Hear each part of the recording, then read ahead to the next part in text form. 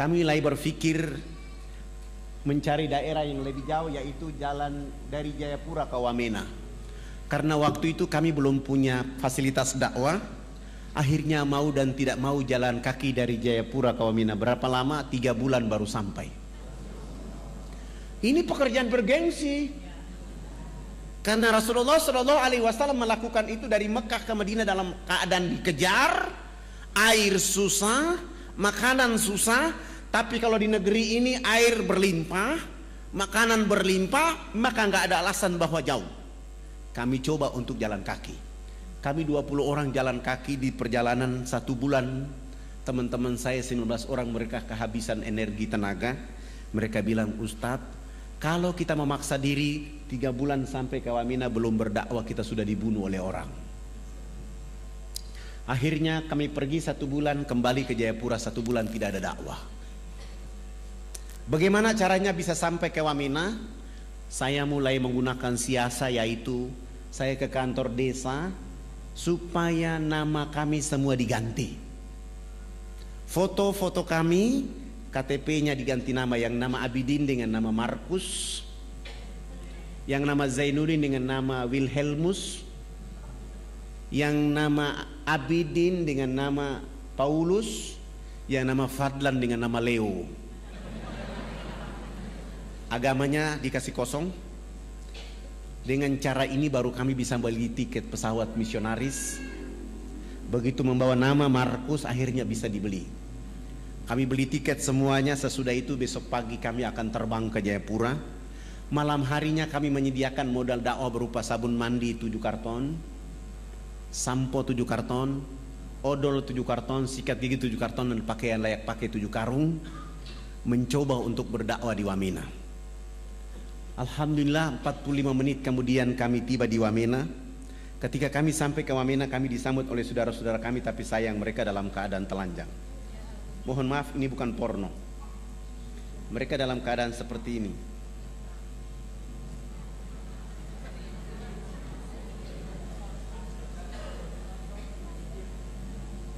Mereka dalam keadaan seperti ini.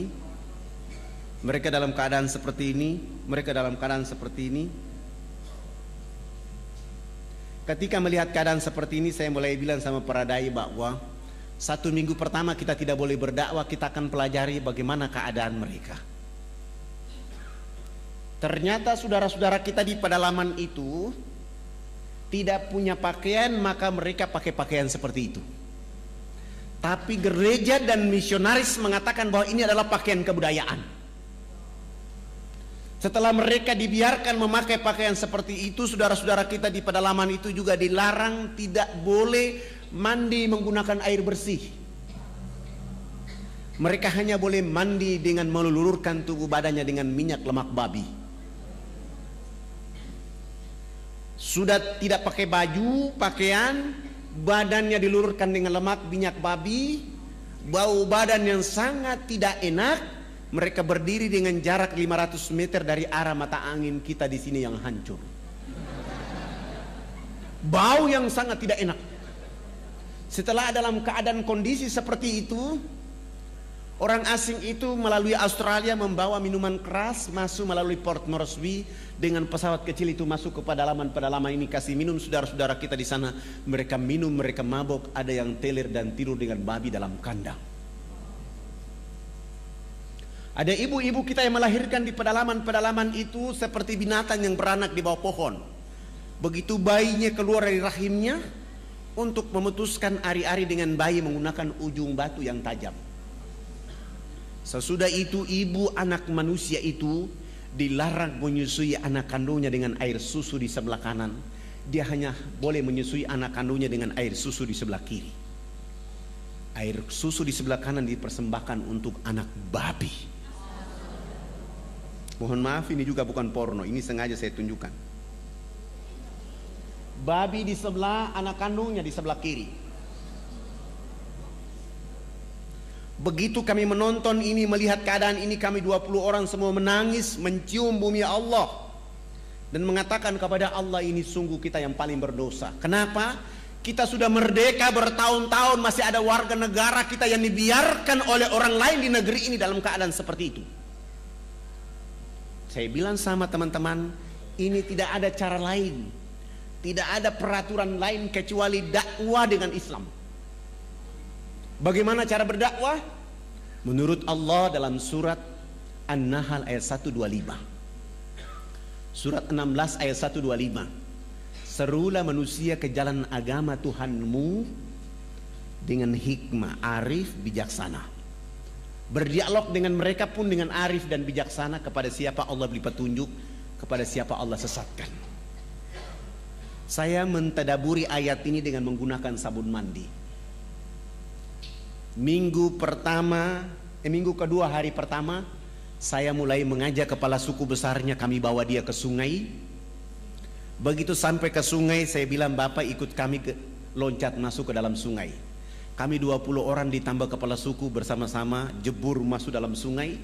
Sesudah itu naik, saya bilang kepala suku berdiri di samping kanan saya, para dai 19 orang berdiri di depan. Dan saya bilang sama kepala suku, Bapak ikut gerakan kami. Saya kasih beliau satu sabun dan saya bilang, Bapak ikut gerakan kami. Begitu kami gosok sabun di sebelah kanan, kepala suku ikut gosok sabun di sebelah kanan. Kami gosok sabun di sebelah kiri, kepala suku ikut gosok sabun di sebelah kiri.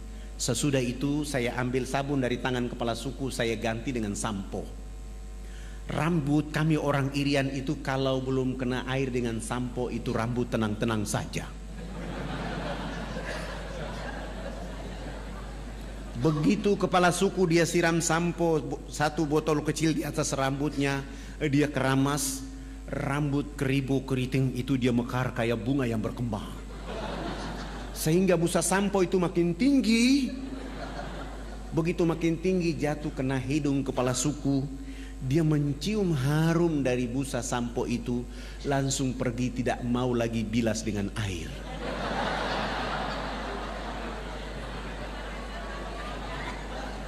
Begitu dia jalan, para dai mengatakan, Bapak kepala suku, harus disiram dengan air.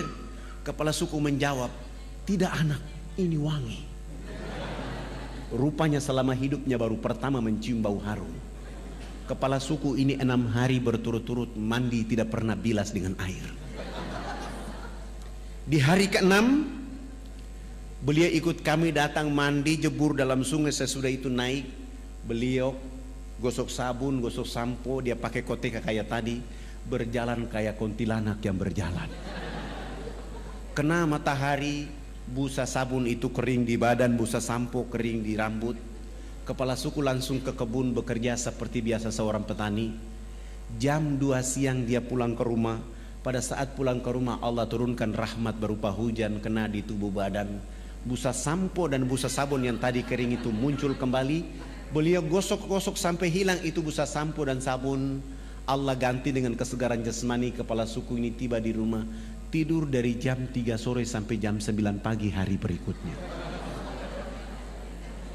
Begitu pagi-pagi kami datang ke rumahnya jam 9 pagi, kepala suku langsung angkat bicara. Anak, mandi yang benar itu yang anak ajarkan. Bapak kemarin dimandikan oleh Tuhan Sang Pencipta sehingga Bapak tadi malam tidur menjadi enak. Selama ini Bapak belum pernah tidur enak seperti tadi malam. Oh, bagaimana kalau pagi ini Bapak ikut mandi?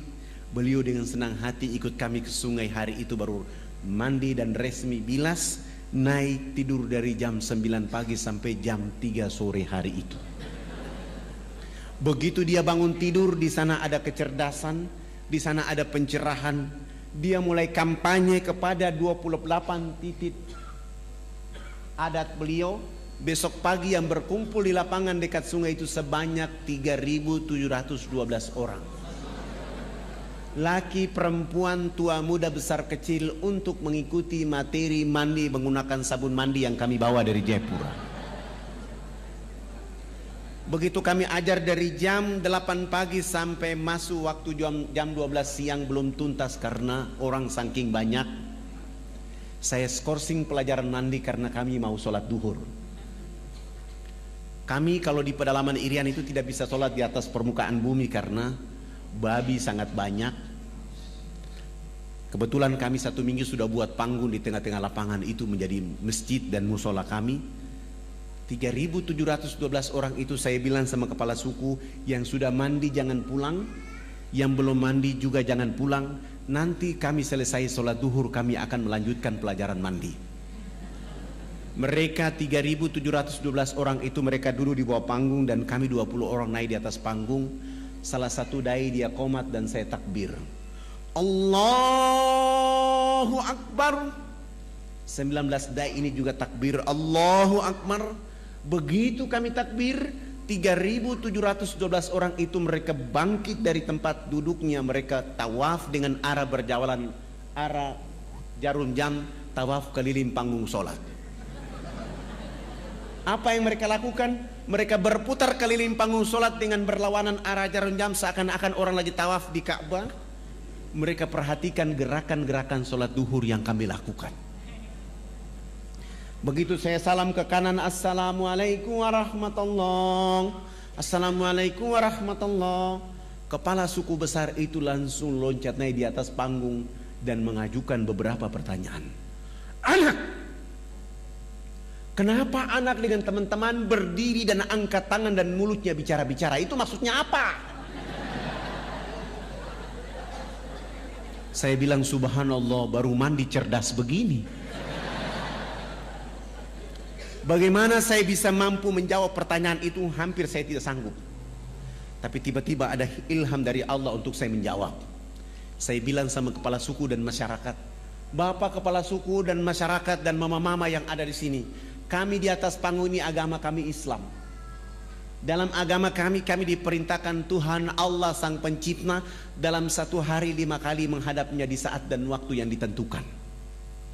Tadi kami berdiri mengangkat tangan itu artinya kami menyerahkan sepenuhnya kehidupan, diri, jiwa raga kami kepada Tuhan Allah. Yang kami bicara-bicara itu adalah Allah Maha Besar, sementara kehidupan kami dan diri serta jiwa raga kami sangat kecil sehingga tangan kiri kami malu menutup dada kami, tangan kanan kami pun malu menutup tangan kiri dan dada yang penuh dengan kehinaan. Kami menyerahkan sepenuhnya jiwa raga kami kepada Tuhan Allah. Kepala suku langsung mengatakan, ini agama yang benar. Menurut Bapak kami sudah Islam. Tapi kenapa sesudah itu anak dengan teman-teman bongkok badan? Apa artinya bongkok badan? Maksudnya kenapa ruku? Saya menjelaskan, kami bongkok badan itu supaya kami bisa melihat di bumi itu ada batu, pasir, tanah, air, hewan, tumbuhan. Semua itu fasilitas dari Tuhan Allah kepada manusia. Dipelihara, dilindungi, dinikmati oleh karena nanti untuk manusia berikutnya. Ini agama yang benar. Menurut Bapak kami sudah Islam. Tapi kenapa sesudah itu anak dengan teman-teman tunduk mencium papan? Apalagi artinya tunduk mencium papan? Kenapa sujud? Saya menjelaskan, kami tunduk mencium papan itu pertanda kami menangis kepada Tuhan Allah atas kejahatan, maksiat, dosa yang kami lakukan di bumi. Kenapa kami lakukan itu Bapak kepala suku dan mama-mama? Karena sebentar kami mati nanti, kulit, daging, darah, tulang akan dilebur menjadi tanah. Sebelum dilebur menjadi tanah, kami menyatukan telapak tangan, kepala, lutut dan kaki untuk menangis meminta ampun kepada Dia Allah yang Maha Tinggi. Ini agama yang benar. Menurut Bapak kami sudah Islam. Tapi kenapa sesudah itu anak dengan teman-teman lihat ke sebelah kanan mulutnya bicara-bicara, lihat ke sebelah kiri masih bicara-bicara? Saya jawab lagi, kalau tadi kami mengangkat tangan adalah menyerahkan sepenuhnya jiwa raga dan kehidupan kami, sesudah itu kami bongkok badan untuk melihat fasilitas yang diberikan oleh Allah. Setelah itu minta ampun. Selesai minta ampun, kami lihat ke sebelah kanan. Kalau belum ada orang yang tahu mandi, tugas kami mengajarkan mereka bisa tahu mandi. Melihat ke sebelah kanan, kalau belum ada orang yang tahu berpakaian, tugas kami mencari pakaian untuk menutup badannya. Ada yang lapar, tugas kami mencari makan. Ada yang sakit, tugas kami mencari obat. Sesudah itu melihat ke sebelah kiri, kalau belum ada orang di bumi ini yang mengenal Allah dan Rasulnya, tugas kami datang memperkenalkan Allah dan Rasulnya kepada mereka. Begitu mendengar penjelasan saya, kepala suku besar langsung mengatakan, kepada kami 20 orang, kalau begitu kami tidak boleh duduk di atas panggung sholat itu. Kami turun duduk di bawah menemani 3.712 orang. Mereka 6 kepala suku naik di atas panggung menggantikan kami. Mereka bukan sholat, tapi mereka rapat adat membahas kehadiran kami di sana. Rapat adat 1,5 jam kemudian, kepala suku besar menyampaikan pengumuman kepada 3.712 orang di lapangan itu. Wah, wah, wah, wah, wah, hubulokanaya.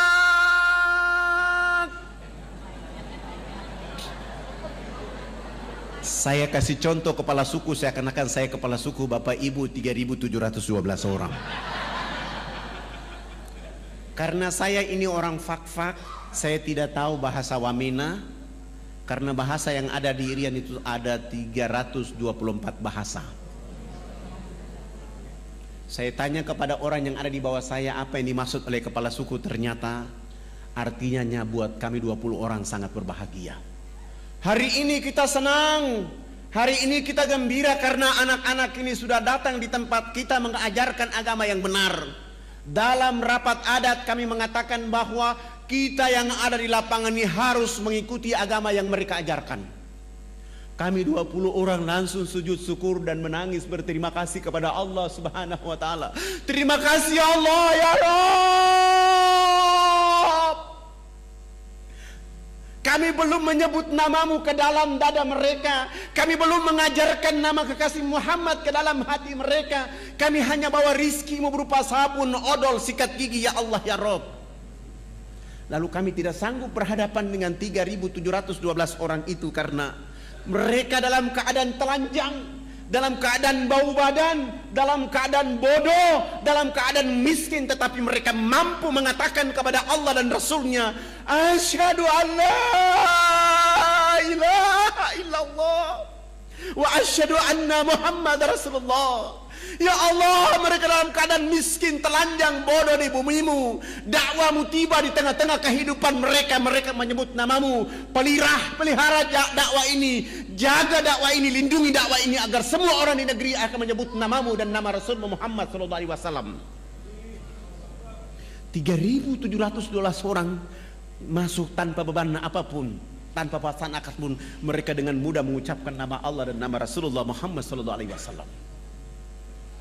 Setelah mereka mengucapkan 2 kalimat syahadat, kami berusaha untuk membimbing mereka agar mereka mampu menjadi hamba-hamba Allah. Sesudah itu pekerjaan berikut yang kami lakukan adalah berusaha untuk mengganti nama-nama mereka. Yang nama Abraham kami ganti dengan nama Ibrahim. Yang nama Yohanes kami ganti dengan nama Zainuddin. Yang nama Wilhelmus kami ganti dengan nama Abidin. Yang nama Paulus kami ganti dengan nama Abu Bakar, Hamzah. Dan itu nama-nama yang paling cocok kalau orang Irian masuk Islam. Sangat lucu kalau ada orang Irian masuk Islam, rambutnya keriting, badannya hitam kelin, dipanggil Subagio. Nggak cocok. Tapi Zainuddin, Iskandar, insya Allah. Setelah mengganti nama-nama mereka, pekerjaan berikut yang kami lakukan adalah melakukan hitanan masal mulai dari umur 7 bulan sampai umur 63 tahun. Alhamdulillah, waktu itu kami dibantu oleh ayahanda Dr. Mulia Tarmizi. Kebetulan beliau menjadi Komandan Lantamal Angkatan Laut di Jayapura. Beliau dulu bicara dakwah Islamiyah dan kami mengantar beliau ke atas menghitan saudara-saudara kita di sana. Alhamdulillah. Sesudah itu beliau menulis surat supaya saya membawa surat itu menghadap Presiden Soeharto di Jakarta. Kami bawa kepala-kepala suku. Kepala-kepala suku ini sudah pakai celana panjang, sudah pakai kemeja, bahkan sudah pakai jas. Tetapi mereka belum bisa pakai sepatu.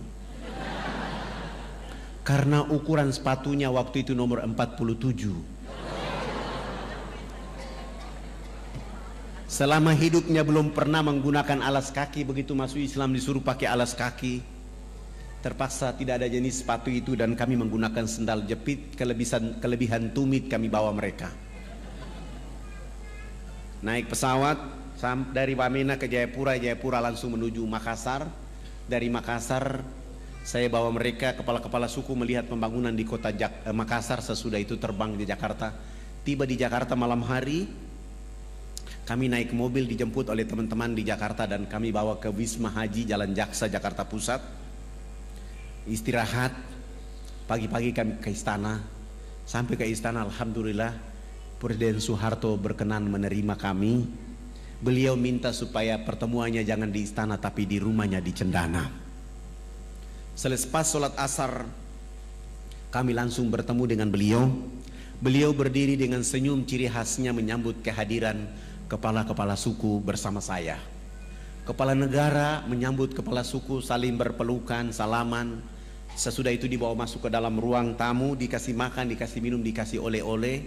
Setelah diberikan oleh-oleh, Pak Harto minta supaya kepala sukunya konferensi pers. Lalu kepala suku angkat bicara waktu itu. Bapak tidak pantas jadi presiden. Presiden macam apa hanya bangun Makassar, presiden macam apa hanya bangun Jakarta. Pemilu nanti saya akan bicara supaya tidak boleh lagi dipilih Haji Muhammad Soeharto jadi presiden. Kepala suku ini bicara berapi-api tapi pakai bahasa Wamena. Pak Harto juga tidak tahu.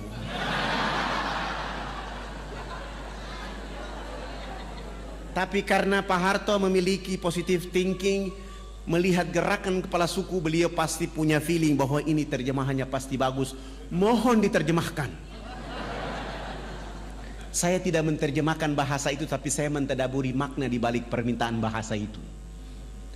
Wartawan TVRI waktu itu kasih saya dan saya menjawab bahwa Bapak Presiden yang terhormat, hari ini kepala-kepala suku sungguh bahagia bisa bertemu dengan Bapak Presiden. Dan kepala suku tadi mengatakan bahwa Haji Muhammad Soeharto layak jadi Bapak Pembangunan Nasional. Dengan cara itu Pak Harto langsung menelpon Menteri Agama, kepala-kepala suku yang tadi datang itu diberangkatkan haji pada tahun itu juga. Dengan cara tadabur bahasa itu beliau menelpon Menteri Sosial, kami dibantu 417 unit rumah layak huni. Beliau juga menyumbang 1000 karung pakaian serba baru. Beliau juga menyumbang 600 karton sampo, 600 karton sabun, 600 karton odol sikat gigi. Dan plus beliau menyumbang 28 masjid kepada 28 kampung yang masuk Islam. Dan beliau mengatakan dakwah Jakarta Wamena tidak boleh menggunakan kapal laut tapi menggunakan kapal pesawat Hercules dari Halim Perdana Kusuma. Alhamdulillah dengan kekuatan itu kami terus melakukan kekuatan dakwah dan bergeser. Setelah Wamena ini hidup, nanti kalau ada bapak-bapak ibu berkenan datang ke Wamena, jangan tinggal di kota Wamena tapi jalan kaki 175 km ke dalam. Kita akan mendengar suara-suara Islam di tengah-tengah hutan itu. Ada saudara-saudara dan anak-anak kita yang rambutnya keriting, badannya hitam kelin, tapi dia sanggup ajan di waktu duhur, asar, maghrib, isya, bahkan di waktu subuh. Terkadang kita tidak sanggup meneteskan air mata oleh karena di tengah-tengah hutan itu jauh dari khalayak ramai, tapi ada orang yang menyebut nama Allah, menyebut nama Rasulullah Muhammad SAW.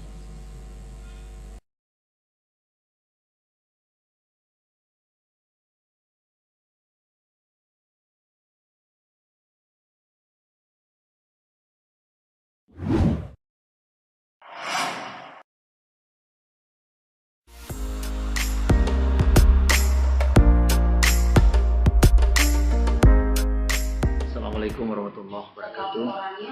Saya Taswin dari Palu. Hari ini berkunjung, alhamdulillah diterima di kantor pusat oleh Ketua Koperasi 212. Kunjungan saya kali ini, saya bersyukur mendapatkan surat keputusan sebagai Ketua Komunitas 1 di Kota Palu. Dengan SK ini, saya berharap segera akan membentuk 212 MAD dan persiapan ke arah sana. Di Palu jauh-jauh hari kita sudah persiapkan. Dan hari ini saya membawa tim datang ke kantor pusat untuk bertanya secara teknis bagaimana mendirikan itu. Saya berharap dengan surat keputusan ini, Kota Palu, Sulawesi Tengah kabupaten dan kota. Dalam target kami segera akan terbentuk komunitas-komunitas yang kemudian bisa melahirkan 212 Mat. Palu dengan semangat 212 ini, dalam pengalaman saya, ini adalah satu kota yang luar biasa. Antusias masyarakat, animo masyarakat, semangat masyarakat untuk menyambut dan berpartisipasi menjadi anggota itu luar biasa. Dan hari ini semoga dengan SK ini semua rencana bisa berjalan dengan baik.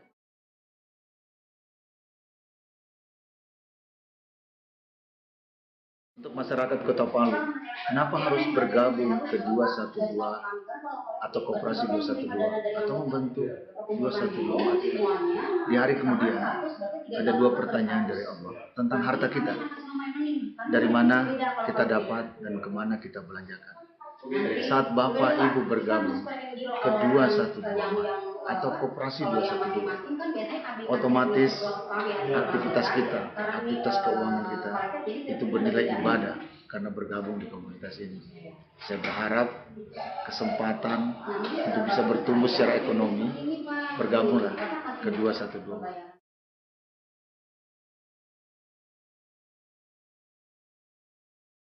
Bapak Ibu yang hendak bergabung ke 212, Operasi 212 dan 212 Mat, boleh menghubungi saya di telepon 0812 450 8877 0812 450 8877, dan nomor ini juga bisa menjadi nomor WA kontak saya.